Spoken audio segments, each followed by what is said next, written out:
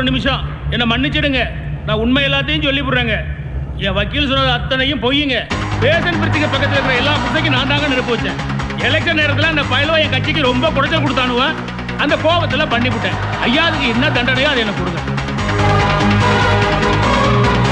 நீங்க என்ன பேசுறீங்கன்னு தெரிஞ்சுதான் பேசுறீங்களா? தெரிஞ்சு பேசுறது மட்டும் இல்லைங்க ஐயா, ரொம்ப தெளிவாகவும் பேசுறேன். எல்லாத்துக்கும் சேர்த்து பெரிய கும்பிடா போடுறாங்க. நீங்க பேசுறது கோர்ட் நடவடிக்கைகளை அவமானப்படுத்துற மாதிரி இருக்கு. தப்பு தாங்க. அதுக்கும் சேர்த்து வேணாலும் தண்டனையை கொடுத்து விடுங்க ஐயா.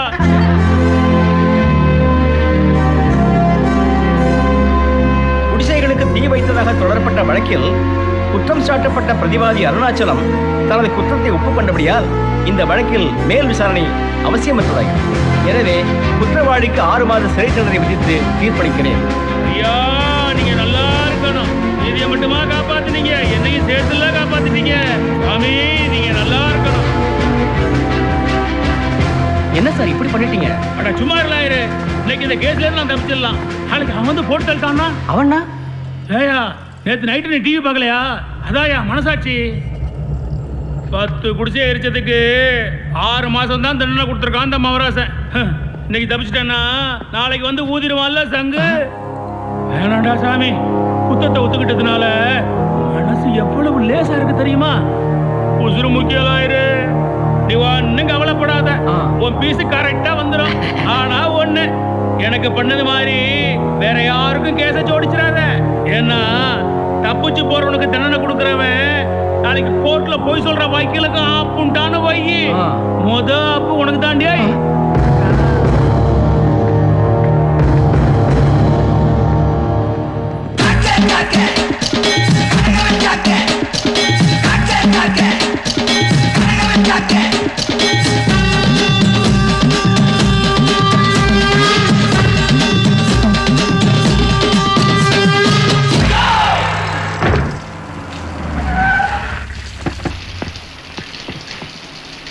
சார் மந்திரி காரை காணோம். அவர் இல்லைன்னு நினைக்கிறேன். அவர் வர்றதுக்குள்ள லாயரை பார்த்துட்டு போயிடுவோம். ஏப்பா லாயர் இருக்காரா? இருக்காரு. என்ன விஷயம்? பாத்தீங்களா சார், இந்த வீட்டுல தோட்டக்காரன் கூட என்ன கேள்வி கேட்கறான்? தோட்டக்காரன் இல்லையா, வீட்டுக்காரன். சாரி சார், தலையில துண்டு கட்டுனதுனால அடையாளம் தெரியல. தலையில துண்டு கட்டினதும் என்னையே அடையாளம் தெரியலையே. என்ன சுட வந்த குற்றவாளியை மட்டும் எப்படியா கண்டுபிடிக்க போறீங்க? சொல்லு டிசி. சார் நாங்களும் டோட்டலா எஃபர்ட்ஸ் எடுத்துட்டு தான் இருக்கோம் சார். நீ எஃபர்ட் எடுத்ததை நான் பார்த்தனே. மேக்கப் போட்டுக்கிட்டு டிவியில பேசுனத என்ன ஆச்சு? அங்கேயும் ஒருத்த ஆப்பு வச்சுட்டான்ல. தம்பி சார், பிரேக்ஃபாஸ்ட் ஆச்சா? இல்ல சார். இல்லையா? உள்ள போ ரெடியா? Thank you sir. நீ போ. நேத்து நானும் டிவி பார்த்தேன். உங்க முயற்சி நல்லா தான் இருக்கு. ஆனா இப்படி நடக்கும் நீங்களும் எதிர்பார்க்கல. எதிர்பார்க்கல. பொய்யான அட்ரஸ் கொடுத்து அவன் சிம்மா வாங்கியிருக்கான். அவனை ட்ராப் பண்ண முடியல. இன்னைக்கு பேப்பர் பாத்தீங்களா? பார்த்தமே, தந்தி, தினகரன், தினமலர். நேற்று தமிழ்நாட்டில் மொத்தம் 84 கேசஸ்ல குற்றவாளிக்கு தானே குற்றத்தை ஒத்துக்கிட்டு தண்டனை வாங்கியிருக்காங்க. இப்படியே போயிட்டு இருந்தா உங்களுக்கு எனக்கு வேலை எல்லாம் போயிடும். அவனும் வரிசையை போட்டு தள்ளி போயிட்டே இருப்பான். நீங்களும் பார்த்து சும்மா இருப்பீங்களா? இல்ல, அது விஷயமா தான் நான் உங்ககிட்ட பேச வந்திருக்கேன். சொல்லுங்க, நான் என்ன பண்ணும்?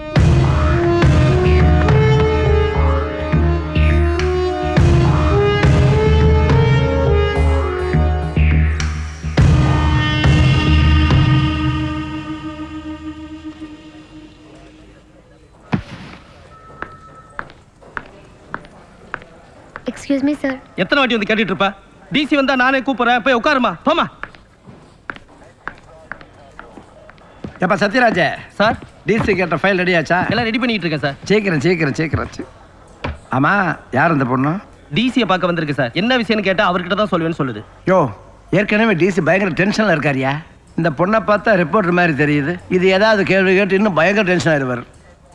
ஏமா இங்க வா.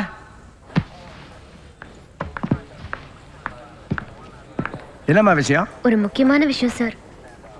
டிசி கிட்ட பேசணும். பரவாயில்ல, என்கிட்ட சொல்லுமா. வந்து அன்னைக்கு டிசி சார் ரோட்ல ஒருத்தரை துரத்திட்டு போனாரு. அது சம்பந்தமா அவர்கிட்ட பேசணும் சார். டிசி நைட் டியூட்டி பார்த்துட்டு காலையில தான் வீட்டுக்கு போனார். இன்னைக்கு வரமாட்டார். நீ வெயிட் பண்ண வேண்டாம். இப்ப போயிட்டு நாளை காலை 10 மணிக்கு வா. டிசி ஈஸியா மீட் பண்ணிடலாம். Okay sir. சார் ஆ. நாளைக்கு வந்தா கண்டிப்பா டிசி இருப்பாருல்ல சார்? கண்டிப்பா இருப்பாருமா, அதுக்கு நான் கேரண்டி. நானே உன்னை மீட் பண்ண வைக்கிறேன். ஓகே? Thank you sir. ஆ. சத்யராஜ் சீக்கிரம்ப்பா, டைம் ஆகுதுல்ல? நாகராஜன், சார் யார் இந்த பொண்ணு? ஏதாவது கம்ப்ளைண்ட்டா? அதெல்லாம் ஒன்றும் இல்லை சார். உங்களை பார்த்து பேசிட்டு போகணுன்னு வந்தது. நானே பேசி சமாளிச்சு அனுப்பிச்சிட்டேன். என்ன பார்க்கணுமா? என்ன விஷயம்? ரோட்டில் ஒரு அக்கஸை துரத்திட்டு போனோம்ல சார், அதை பற்றி தெரிஞ்சுக்கணுமா? உங்களுக்கு இருக்கிற வேலையில் இது வேற ரோதனையா சார்? அந்த பொண்ணு மட்டுமா சார் பார்த்தது? ஊரே தானே பார்த்தது? Damn! என்ன சார் சொல்றீங்க? ஊரே பார்த்திருக்கலாம், ஆனா அவனை பத்தி கேட்டு யாரும் வரல. இந்த பொண்ணு அவனை பத்தி விசாரிச்சு வந்திருக்குன்னா என்ன அர்த்தம்? இந்த பொண்ணுக்கு அவனை பத்தி ஏதோ தெரிஞ்சிருக்குன்னு அர்த்தம். யோ சத்யா, போயா, ஓடி போய் அந்த பொண்ணை கூட்டிட்டு வா. இந்த கேஸுக்கு ஏதாவது ஒரு க்ளூ கிடைக்கும் நம்ம காத்துட்டு இருக்கோம். வெளியே வந்த பொண்ணை இப்படி அனுப்பிச்சிட்டீங்க. இந்த பொண்ணுக்கு கண்டிப்பா அவனை பத்தி ஏதோ தெரியும். சார் சாரி சார், அந்த பொண்ணு போயிடுச்சு சார்.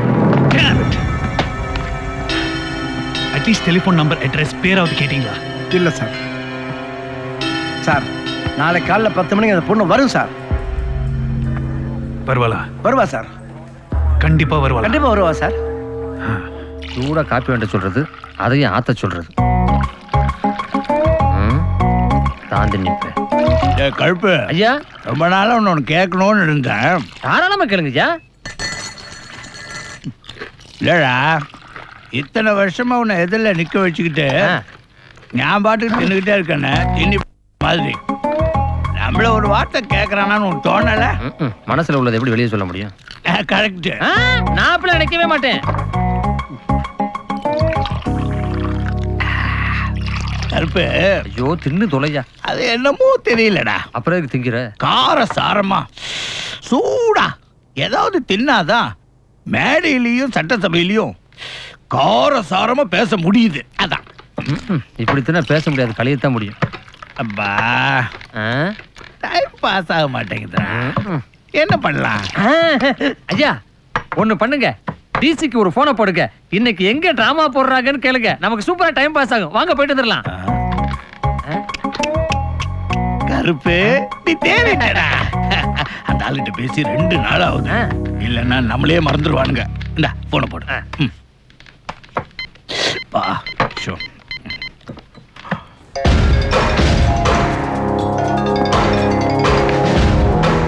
மாட்டினா ஐயா, ரிங் போகுது. நாகராஜன் சார் மினிஸ்டர் லைன்ல இருக்கேன், நான் மீட்டிங்ல இருக்கேன்னு சொல்லுங்க. சரிங்க சார். சார் நான் நாகராஜன் பேசுகிறேன் சார். என்னய்யா, மீட்டிங்ல இருக்கிறேன்னு சொல்ல சொன்னாரா? இல்லை சார், ஃபோன் என் கையில் இருந்தது, இதை இப்போ கொடுத்துறேன் சார். ஒரு நிமிஷம், உங்ககிட்ட தான் பேசணும்னு சொல்கிறாரு சார். டிசி, இன்னைக்கு எங்கேயா ட்ராமா போடுறீங்க? அப்பா டைமே பாஸ் ஆக மாட்டேங்குதுயா. ஹலோ, தெரிஞ்சா வந்து பார்க்கலாம்ல. அதான் என்னையா பேச்சே காணும்? யோ, முதல்ல ட்ராமா போடுறதெல்லாம் விட்டுட்டு குற்றவாளி பிடிக்கிற வேலையை பாருயா. சார் நீங்க நினைக்கிற மாதிரி இல்ல சார். ஒவ்வொரு நாளும் ஒவ்வொரு நிமிஷம் இந்த கேஸ்க்காக தான் நான் போராடி இருக்கேன். ஷோ, சும்மா டென்ஷன் ஆகி ஒன்றும் புண்ணியம் இல்லை. அடுத்த வாட்டி நீயே ஃபோன் பண்ணி அவனை பிடிச்சிட்டோன்னு சொல்லணும். புரியுதா? சூப்பருங்க. வை வை வை. தேங்க்ஸ்டா, இன்னைக்கு டைம் பாஸ் ஆயிடுச்சு. அவ கண்டிப்பா வருவாளா? நிச்சயம் வருவா சார். ஒரு க்ளூ கிடைக்கட்டும், அவனை கோழி அமுக்கிற மாதிரி அமுக்கிடுறேன்.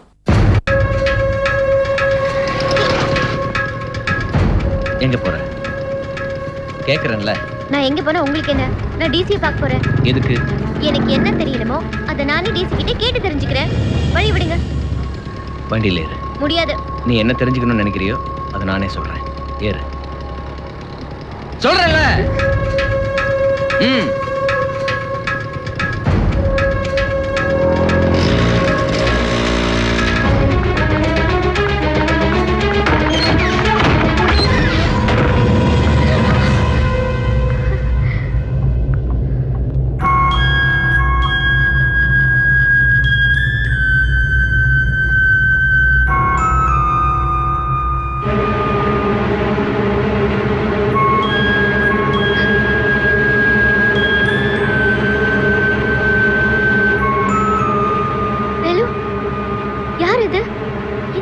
என்ன பண்றாரு? என் அப்பா நீதிபதி முத்துரத்தின சக்திவேல். திருநெல்வேலி ஜில்லாவில் இவரை தெரியாத ஆளே இருக்க முடியாது. போட்டுக்கிற சட்டையில மட்டும் சுத்தம் வேணும்னு நினைக்கிற ஜனங்க கிட்ட புத்தியிலையும் சுத்தம் வேணும்னு புரிய வச்ச நீதிமான். வாங்கின சம்பளத்துக்கு மட்டும் உத்தியோகம் பார்த்தவர் இல்ல அவரு. வாழ்ந்த வாழ்க்கை பூரா நீதி நேர்மைன்னு வாழ்ந்த மனுஷன். அவரோட புள்ளனா எனக்குன்னு ஒரு கடமை இருக்கு. எங்க அப்பாவுக்காக நான் செய்யற கடமை. தாடி வளர்த்துக்கிட்டு காட்டுக்குள்ள குகையில உட்காந்து செய்யறது மட்டும் தவம் இல்லை. நாட்டுக்குள்ள நான் செஞ்சுக்கிட்டு இருக்கிறதும் தவம் தான். நாங்க எப்படி வாழ்ந்தோம் தெரியுமா? என் அப்பா, அம்மா, நானு, தங்கச்சி.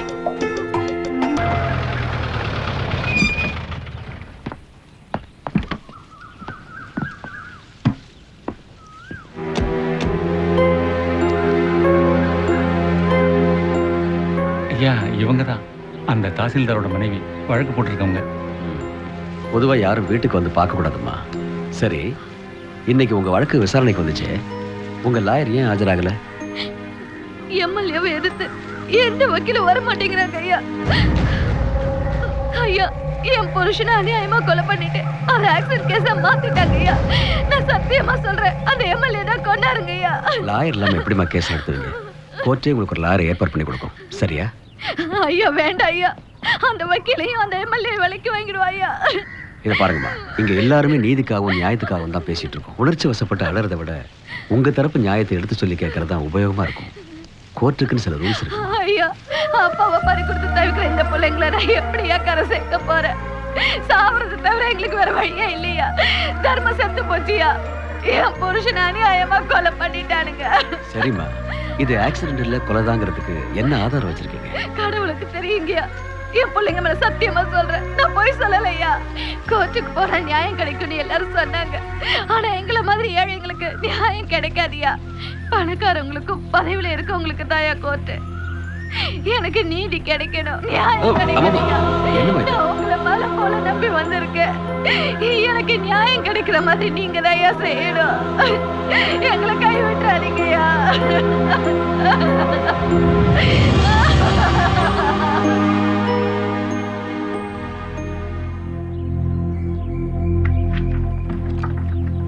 என்னப்பா ஒரு மாதிரி இருக்கீங்க? இன்னைக்கு வந்த கேஸ் ஏதோ ஒன்று உங்களை டிஸ்டர்ப் பண்ணிடுச்சுன்னு நினைக்கிறேன். ஆமாப்பா, அந்த தாசில்தார் செத்து போனார் இல்லையா? ஆமாம், பேப்பரில் படித்தேன். ஆக்சிடென்ட்னு போட்டிருந்தது. அது ஆக்சிடென்ட் இல்லை, கொலைதான்னு அவரோட ஒய்ஃப் கேஸ் போட்டிருக்காங்க. இன்னைக்கு வீட்டுக்கு வந்திருந்தாங்க. அந்த அம்மா அழுத போவும் அவங்களோட எமோஷனில் பார்க்கும்போதும் அந்த அம்மா சொல்றது பொய் இல்லைன்னு என் உள் மனசு சொல்லுது. வேலு, அந்த அம்மா பக்கம் நியாயம் இருக்குன்னு தோணுது. கோர்ட்டுக்கு போனா நியாயம் கிடைக்காதுன்னு அந்த அம்மா சொன்ன வார்த்தை திரும்ப திரும்ப வந்து என்ன உறுத்திக்கிட்டே இருக்கு. ஒரு நீதிபதியா தீர்ப்பு சொல்ற ஸ்தானத்துல இருக்கிறவன்னா உணர்ச்சி வசப்படுறது தப்பு. ஆனா நீதிபதியா இருக்கிறது என் தொழிலை தவிர மனுஷனா இருக்கிறது தானையா இந்த பிறவியோட பெரிய அர்த்தம். கரெக்டா? பகவத்கீதையில கிருஷ்ண பரமாத்மா என்ன சொல்றாரு தெரியுமா? இந்த உலகத்துல தர்மம் எப்பெல்லாம் செத்து போகுதோ அப்ப வந்து பிறப்பேங்கிறாரு. இப்ப வராத கடவுள் எப்ப வருவார்? எனக்கு புரியலையப்பா. என்னோட கடவுள் நீங்க தானப்பா.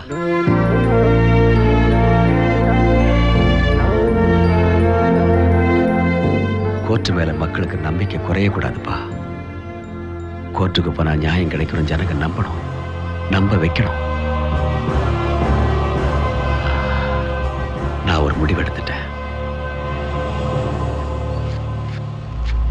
ஏய், நேரப்படுறா.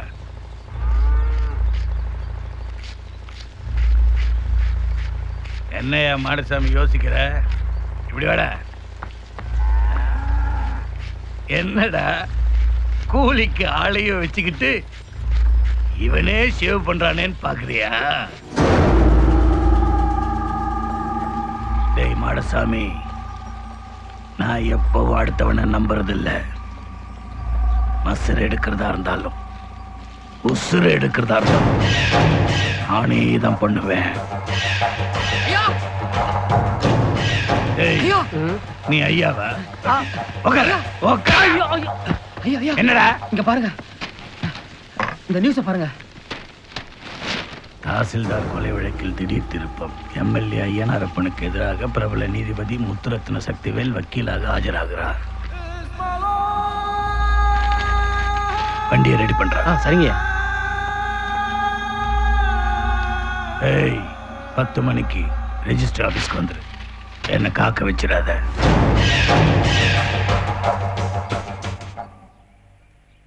சொல்லுங்க மிஸ்டர் ஐயனாரப்பன். ஒன்னும் இல்லைங்க ஐயா, அந்த தாசில்தார் ஆக்சிடென்ட் கேஸ்ல ஐயா வக்கீலா ஆஜராவதா பேப்பர்ல பார்த்தேன். அதான். அது ஆக்சிடென்ட் இல்ல, மர்டர் கேஸ். அந்த மர்டர் கேஸ ஆக்சிடென்ட் கேஸா மாத்தணும், அவ்வளவுதான். ஏய்,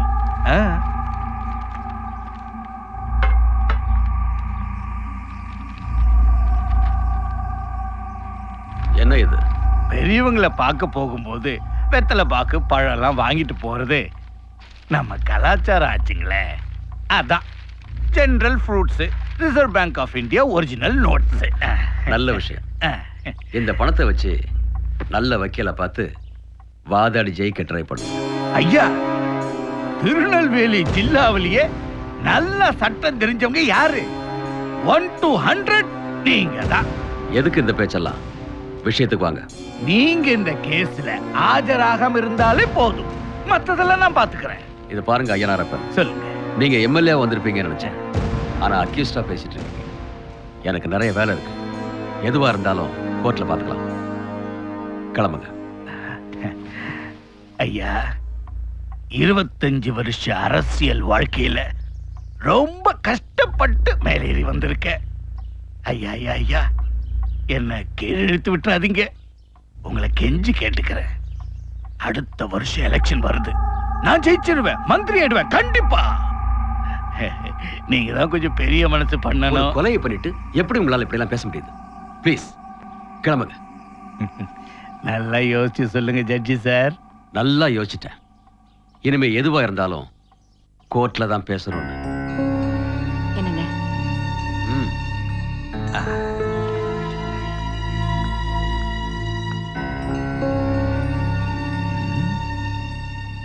அழகான வீடு, அடக்கமான மனைவி, ஹம்சமான பொண்ணு,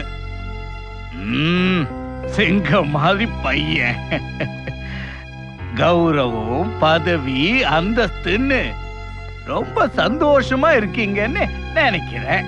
என்ன பயமுறுத்துறியா? எனக்கு ஏதாவது ஆனா கூட என் பையனை லா படிக்க வைக்கிறேன். அவன் உனக்கு தண்டனை வாங்கி தருவான். நமஸ்காரம் ஐயா. காஃபி ரொம்ப நல்லா இருக்குமா? இதே மாதிரி நீங்க எல்லாரும் நல்லா இருக்கணும். இத ஜட்ஜை கிட்ட சொல்லுங்க. நாராயணா ஐயா, உங்களை நான் என்னைக்குமே ஜட்ஜா மட்டும் பார்க்கணும்னு ஆசைப்படுறேன். வரேன். ஐயனா. ஐயா.